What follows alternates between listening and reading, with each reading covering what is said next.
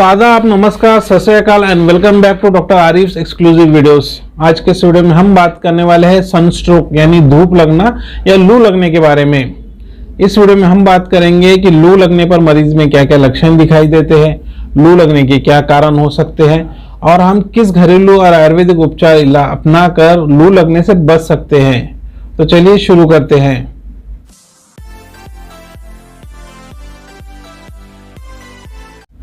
गर्मियों के दिनों में अपने देश के कई शहरों का तापमान इतना ज्यादा हो जाता है कि लोगों को घर से बाहर निकलना मुश्किल होने लगता है।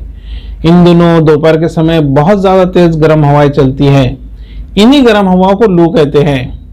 मजबूत और स्ट्रॉन्ग इम्यूनिटी वाले लोग इन गर्म हवाओं को बर्दाश्त कर लेते हैं, लेकिन बहुत सारे लोग इन गर्म हवाओं को बर्दाश्त नहीं कर पाते हैं और इनके कांटेक्ट में आते ही बीमार हो जाते हैं। अपने देश में हर साल काफी तादाद में लोग लू की चपेट में आते हैं और बीमार पड़ते हैं। सबसे पहले समझ लेते हैं कि लू लगने के कारण क्या होते हैं। ये गर्म हवाएं, लू की गर्म हवाएं जब आपके शरीर के कांटेक्ट में आती है तो जिस्म का तापमान बढ़ा देती है।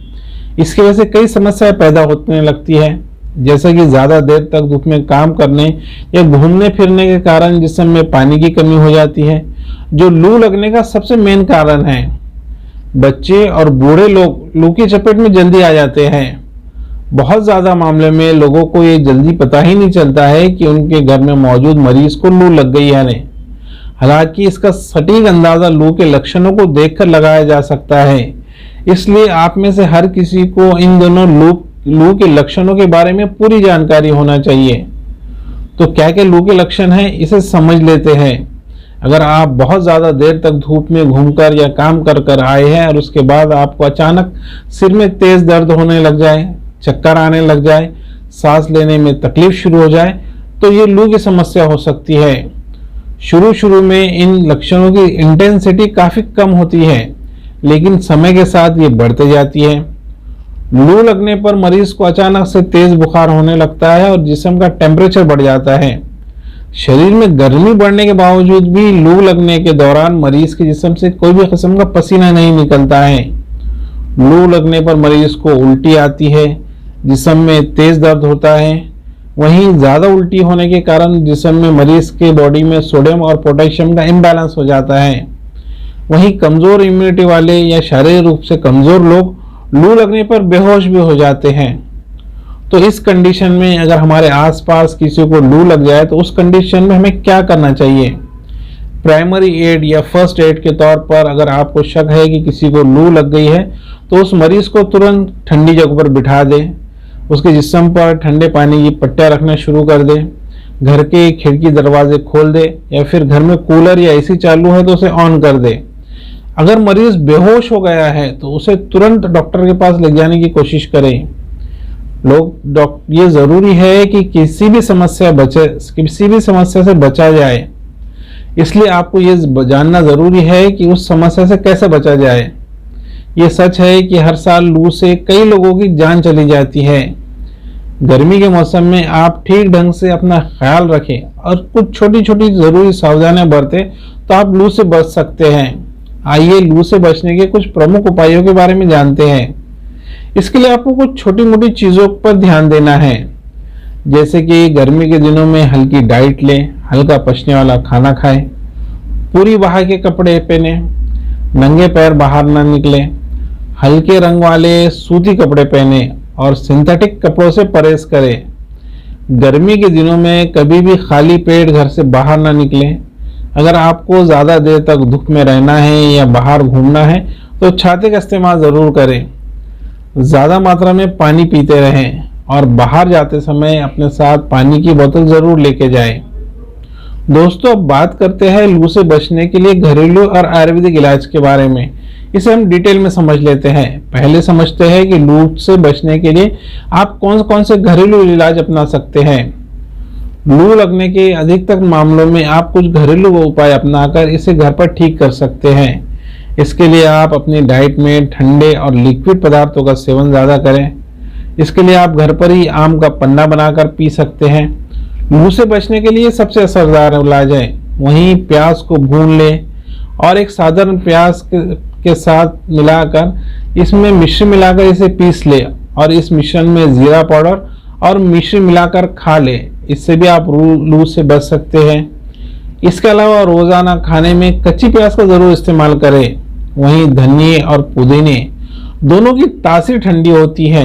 लू से बचने के लिए गर्मी में रोजाना धनिए और पुदीने का जूस बनाकर पीते रहें। वहीं ज़्यादा से ज़्यादा सब्जियों का इस्तेमाल करें। शरीर को ठंडा रखने के लिए दिन में 1 या 2 बार नींबू के पानी का ज़रूर इस्तेमाल करें। ये तो हो गई घरेलू इलाज की बात। आइए अब बात करते हैं लू से बचने के लिए आयुर्वेदिक इलाज के बारे में।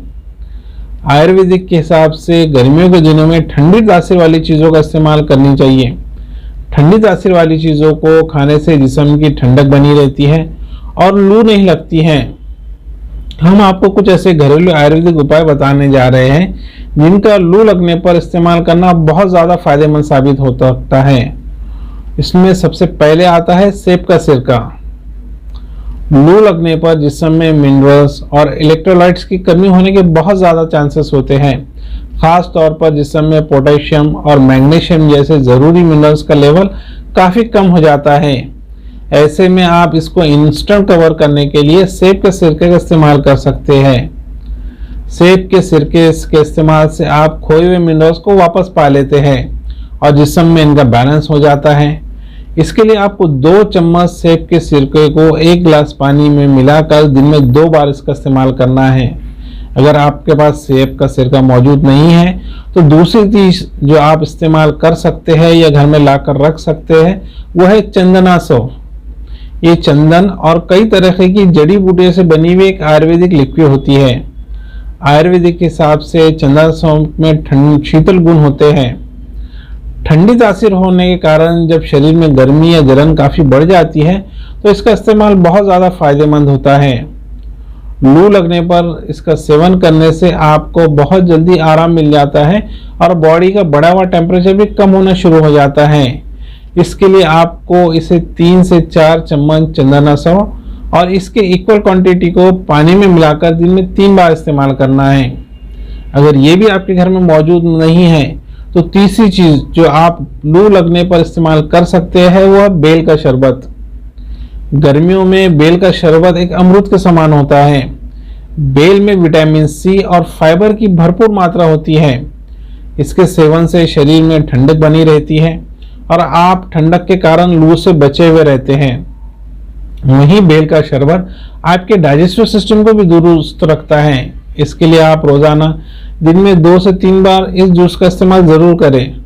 वहीं अगर ये तीनों चीज भी आपके घर में मौजूद नहीं है तो 4th चीज जो आप लू लगने पर इस्तेमाल कर सकते हैं वो एक गिलोय का जूस। गिलोय में शरीर की रोग प्रतिरोधक क्षमता बढ़ाने की प्रॉपर्टी होती है। आयुर्वेदिक के हिसाब से गिलोय वात, पित्त, कफ तीनों को कम करता है। ये तीनों को बैलेंस करता है। ये लू में होने वाले तेज बुखार को जल्दी ठीक करने में मदद करता है और जिस्म के टेम्परेचर को बढ़ने में रोकता है। आजकल बाजार में गिलोय का रस बड़ी आसानी से या फिर ऑनलाइन भी बड़ी आसानी से आपको अवेलेबल हो जाता है। इस कंडीशन में आप 2 से 3 चम्मच गिलोय के रस में समान मात्रा में पानी मिलाकर सुबह नाश्ते से पहले इसका इस्तेमाल करें। वहीं दोस्तों और एक चीज मैं आपको बता देता हूं, जो 5वीं चीज है जिसका इस्तेमाल आप लू लगने पर कर सकते हैं वो है उशिरा सौंफ यानी खश। खश एक आयुर्वेदिक पेय औषधि है। ये पित्त शामक है और लू लगने पर ये जिस्म में होने वाली गर्मी और जलन को कम करने में मदद करती है। इसके अलावा पित्त संबंधी समस्या के रोगों में खश का इस्तेमाल कर सकते हैं। इसके लिए आपको इसे दिन में 3 से 4 बार उशिरा सौंफ 1 गिलास पानी में मिलाकर दिन में से 3 से 4 बार अपनी मर्जी के हिसाब से पी सकते हैं। दोस्तों बेशक इन उपायों को अपनाकर आप आराम पा सकते हैं, लेकिन सबसे बेस्ट है कि prevention is better than cure. तो बेहतर यही होगा कि गर्मियों के मौसम में आप लू से बचने के लिए सभी तरीके अपनाएं। बेवजह बाहर धूप में ना निकलें। अगर बाहर निकलना जरूरी है तो धूप से बचाव के लिए छाते का जरूर इस्तेमाल करें। अगर आप घरेलू या आयुर्वेदिक उपाय में से कोई ऐसे आराम नहीं मिल रहा है तो उस कंडीशन में आप तुरंत डॉक्टर के पास जाकर डॉक्टर से इलाज करवाएं। तो दोस्तों ये था लू लगने के कारण, लक्षण और उसके लिए कुछ घरेलू और आयुर्वेदिक इलाज। आपको ये वीडियो कैसा लगा मुझे कमेंट करके ज़रूर बताएं। वीडियो पसंद आने पर वीडियो को लाइक, चैनल को सब्सक्राइब करना ना भूलें और अगर आपके मन में कुछ प्रश्न है तो नीचे कमेंट बॉक्स में पूछें। मैं कोशिश करूंगा कि आपके हर एक सवाल का जवाब दे सकूं। वीडियो को अंत तक देखते रहने के लिए धन्यवाद दोस्तों।